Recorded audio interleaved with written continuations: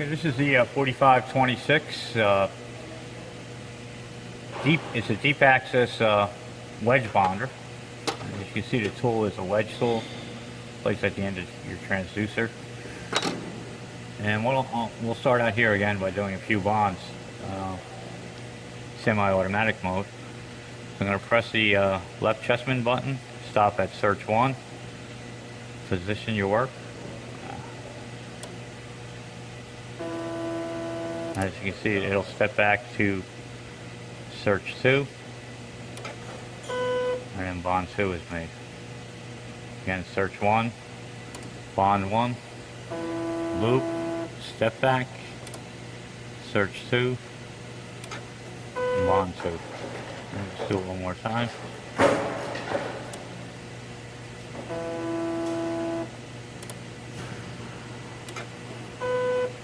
As you can notice with the 4526, there is a motor to drive your stage front to back, and that's called your step back, and that's adjustable by your step back setting here.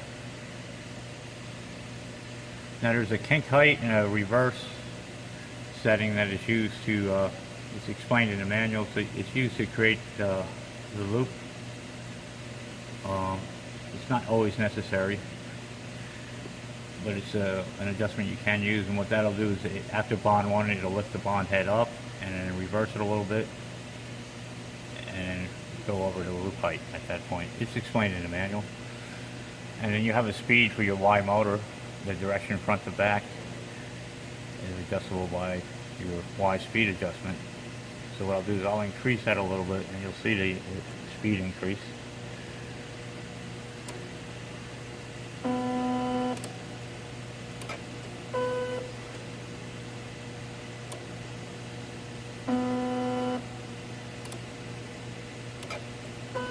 You can see the front to back motion is now faster by increasing the Y speed. Again, we have a tear. That's to help tear the wire from the second bond. There is a distance that your clamp will move, and that's adjustable by the tear. Again, you can read up on all this in the manual that will be provided. Again, let's say we have a work holder. It's recommended to be set at 150 degrees C while doing gold wire, wedge wire bonding. And the top is rotary, so you can spin the top around. It's sitting on a stage. The stage is movable with the chessman. And when doing your bond, you're going to be using your left chessman button.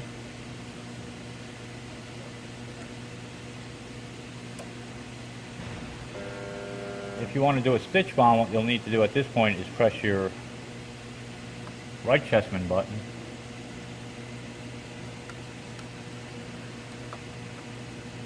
Press and hold, and then go ahead and make your bond by using the left chessman button.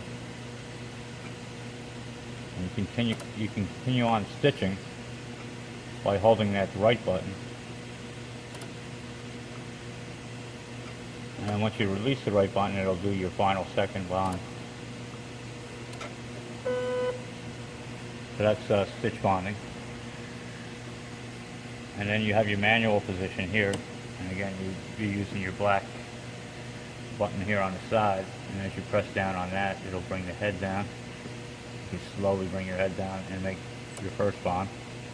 Step back to your second bond, and make your second bond. So that's your manual Z bonding.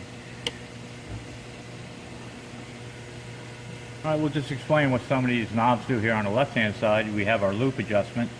And again, that's the height that the tool will travel after your first bond is made. Let's quickly do a bond 1. And then as you can see, by adjusting the loop, you can adjust the height that the bond head will travel after bond 1. Let's just complete that bond by going to search 2 and then bond 2. We have a tail adjustment. That's the amount of wire that's left fed through the wire after bond 2, and that's adjustable. Again, we have our test button. You can test your ultrasonics. You can see the US light turns on as I press that. Here again, we have a clamp. clamp here is above the wedge sole. That's why this is considered a deep axis. You notice that the clamps are above the bond head here and not behind them in a normal setup. And the on-off switch. The top row here is for your bond 1 settings. That will be your search 1, power 1, time 1, and force 1 settings. And then for your bond 2, again, it's search, power, time, and force.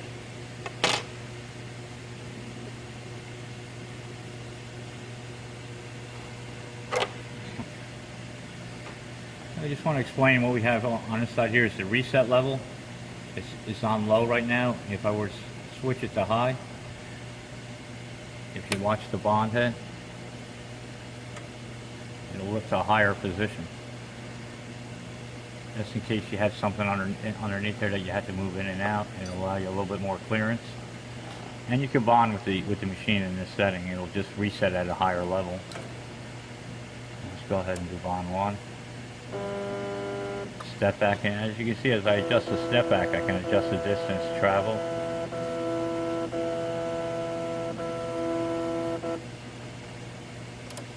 To your bond 2.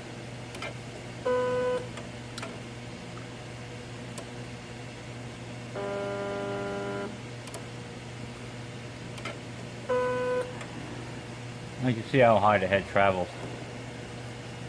The other thing I want to point out too is if you set your step back to 0, as I did just here now, you will not have any step back at that point, and you can just manually move to your second bond. You hear that the motor shut off, you don't hear it moving. That's the typical noise that the motor makes that you hear in the step back.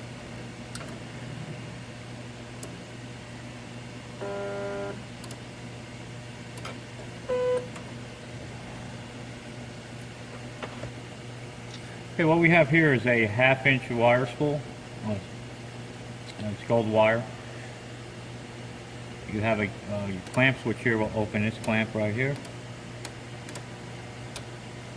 So the wire is just fed directly down through the clamps, down through the wedge spool, and then again fed through the bottom here of the wedge spool.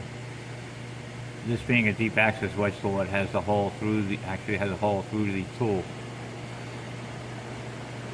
And then it's fed at the tip, out the back, and then down through the tip. Again, that's explained in the manual. And just one other feature that's nice to have when feeding the wire, is you can keep the clamps closed, but you can actually lock them open by engaging this little mechanism here. And that'll keep the clamps open for you so as you try to feed the wire down through the hole in the wedge tool. Give you plenty of space. And to release that, you just bring that mechanism back. It's just a spring-loaded lock mechanism.